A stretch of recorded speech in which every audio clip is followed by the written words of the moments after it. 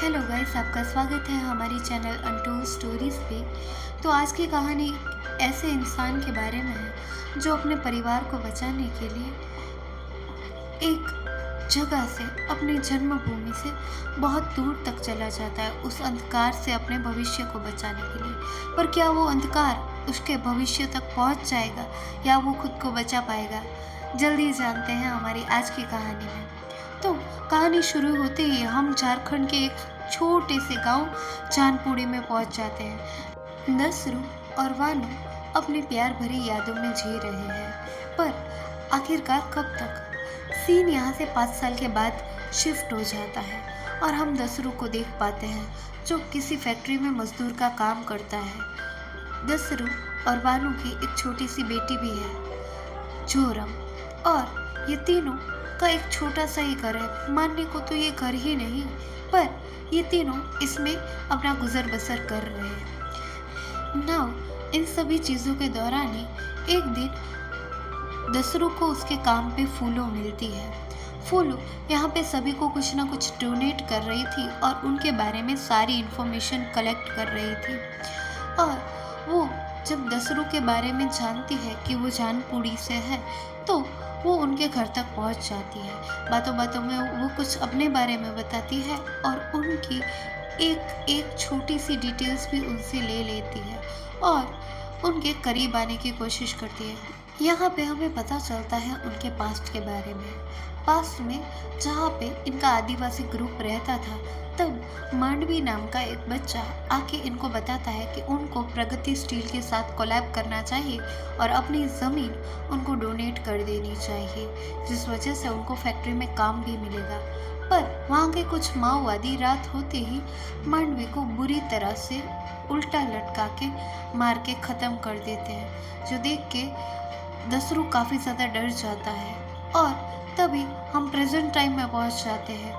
जब दसरू अपने घर पहुंचता है तो वो देख पाता है कि उसकी वाइफ वानू को भी किसी ने उसी तरीके से मार दिया है और अभी भी उनमें से कुछ गुंडे यहीं पे है जो जोरम और दसरू को मारने की कोशिश करते हैं। ना अपने बचाव में जब दसरू एक गुंडे को मारता है तो कोई इसकी वीडियो बना लेता है और हम देख पाते हैं इन्वेस्टिगेशन ऑफिसर रत्नाकर को, जो चीज़ें समझने की कोशिश कर रहा है कि आखिर एक मामूली सा वर्कर ये सब क्यों करेगा। यहाँ पे हम देख पाते हैं कि दसरू यहाँ से दूर भागने की फिराक में है और पुलिस से छुपते छुपाते वो रेलवे स्टेशन पहुँच जाता है। तभी हम देख पाते हैं फूलों को, जो यहाँ से एक रिपोर्टर को कॉल करती है और वो बताती है कि उसके पास एक ब्रेकिंग न्यूज़ है।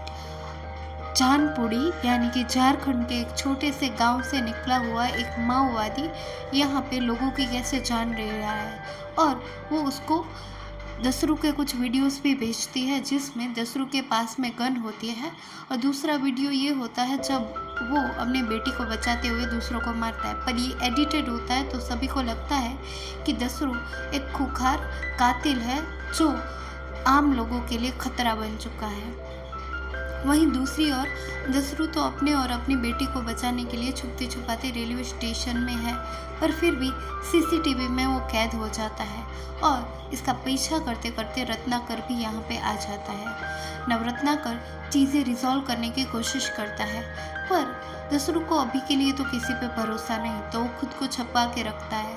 पर इसी दौरान एक लेडी कांस्टेबल दसरू के एकदम पीछे आ जाती है, तो अपना बचाव करते करते गलती से उस लेडी ऑफिसर रेलवे ट्रेन से नीचे गिर जाती है और उसकी वहीं पर मौत हो जाती है, जिस वजह से पुलिस प्रशासन काफ़ी ज़्यादा गुस्से में आ जाता है कि दसरू एक कातिल ही है, तो उसका कोई भी बचाव नहीं होगा और जल्द से जल्द उसको पकड़ना होगा।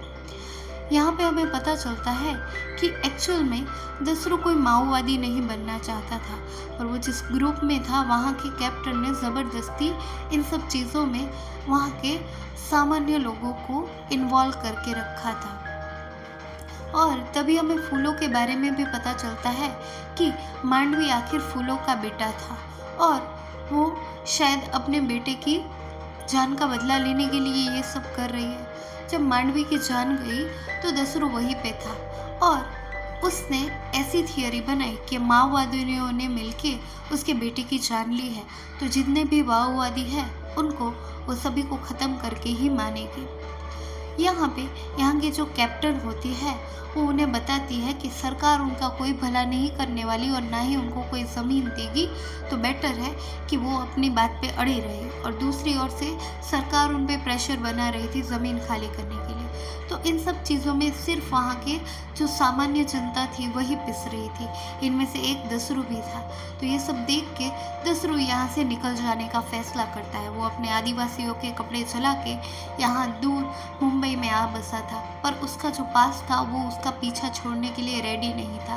वो जब अपने गांव में पहुंचता है तो वो देख पाता है कि ना ही अभी वहाँ पे वो नदियाँ हैं, ना पेड़ ना पहाड़, सिर्फ और सिर्फ एक सूखा पड़ा हुआ है। लोगों की दर्द है, कराहटे हैं, पर ना ही कोई उम्मीद है। दूसरी ओर हम देख पाते हैं कि फूलो अभी भी दसरू का पीछा नहीं छोड़ रही है और यहाँ पे रत्नाकर भी आ चुका है। यहाँ के लोग हमें प्रोटेस्ट करते हुए दिखते हैं कि हमारी ज़मीन, हमारी नदियाँ, अभी हम हमारे पेड़ भी नहीं देंगे। तुम्हारी कंपनियों के नाम पे हमारी रोज़ी रोटी, हमारी ज़िंदगी तक तुमने छीन ली है, तो अभी हम अपनी ज़मीन तुम्हें तो किसी भी हालत में नहीं ही देंगे। तभी हमें पता चलता है कि मांडवी को मारने में वहीं के कुछ लोगों का हाथ था। और दूसरी ओर तो वहाँ का जो पुलिस प्रशासन था वो भी बिल्कुल ही वेस्ट था, क्योंकि उन्हें ऐसा लगता है कि यहाँ के जो लोग हैं वो खूंखार है, वो कभी भी किसी की जान ले सकते हैं। इसकी वजह से वो कभी भी वहाँ के कॉमन मैन को भी जेल में पकड़ के डाल देते थे फॉर द नो रीज़न। दूसरी ओर हम दसरू को देख पाते हैं जो अपनी बेटी की जान बचाने के लिए दर-बदर भटक रहा है। जो भी रूखी सूखी मिले वो खा रहा है और कैसे भी करके खुद को और अपने बेटी को जिंदा रखने की कोशिश करता है। अगली सुबह हम रत्नाकर को देख पाते हैं जो वहाँ के पुलिस स्टेशन की हालत को देख के समझ जाता है कि शायद पॉसिबल है कि इसमें इन लोगों का कोई कसूर ना हो, तो वहाँ पे रह रहे बेगुनाहों को वो वहाँ से निकाल देता है और वहीं पे मुजाकिर भी उसका साथ देता है। मुजाकिर भी इन्हीं आदिवासी कम्युनिटी का पार्ट है, तो वो ऑब्वियसली उसका सपोर्ट करने की कोशिश करता है। और यहाँ पे दसरू अपने एक फ्रेंड से मिलता है, उसको वो थोड़ी हेल्प मांगता है कि आखिरकार वो अपने आप को और अपनी बेटी को कैसे बचाए और आखिरकार ये सब हो क्या रहा है उसके साथ। तो उसका फ्रेंड उसको पूरी सच्चाई बताता है कि फूलो असल में मांडवी की मम्मा है और उस टाइम के जो वहाँ के एमएलए थे, यानी कि आदिवासी ग्रुप के एमएलए, वो मांडवी के पिता थे। मांडवी के मौत के बाद उन्होंने तुरंत ही उसके बाप की गद्दी भी उठा ली और वो सभी माओवादियों को ख़त्म कर देना चाहती है। सच्चाई जान के यहाँ पे दसरू बहुत ज़्यादा घबरा जाता है और उसके फ्रेंड से हेल्प मांगता है और उसका फ्रेंड भी उसे प्रॉमिस कर देता है। तो वो एक सुकून की नींद ले ही रहा होता है, पर तभी उसका फ्रेंड उसके साथ दगा कर देता है और पुलिस को इसके बारे में इन्फॉर्म कर देता है।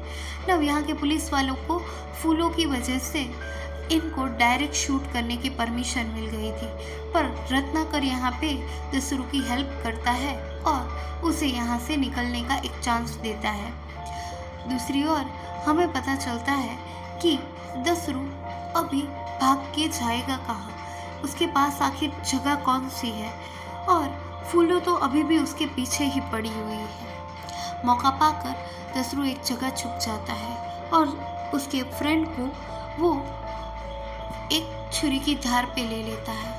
उसको सच जानने की वो कोशिश करता है कि आखिर उसके साथ उसने ऐसा किया क्यों। उसका फ्रेंड उसे बताता है कि अगर वो माओवादियों का साथ नहीं देगा तो पुलिस उसे मार देगी, और अगर उसने पुलिस का साथ नहीं दिया तो माओवादी उसे मार देंगे। तो दोनों तरीके से तो वही पिस रहे हैं। अभी ये जान के दसरू उसे माफ़ कर देता है और यहाँ से चुपचाप निकलने का फैसला कर लेता है, पर रत्नाकर अभी भी दसरू के पीछे है।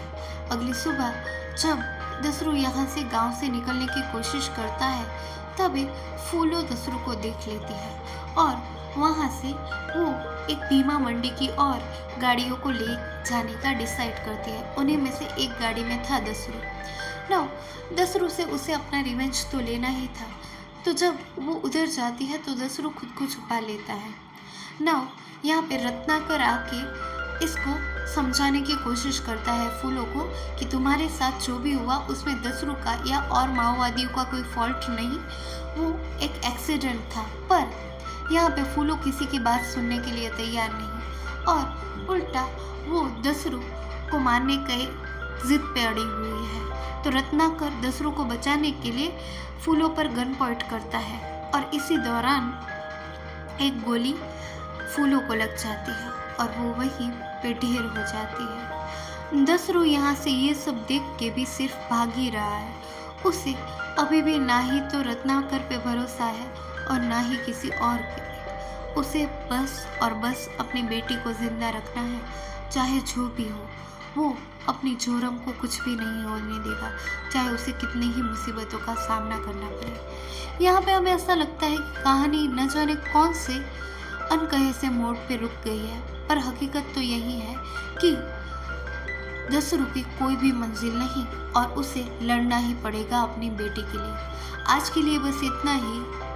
हम लोग जल्दी मिलेंगे किसी और नई कहानी के साथ। Till then, like, share and subscribe to my channel. It's a humble request and thanks for watching. Love you all.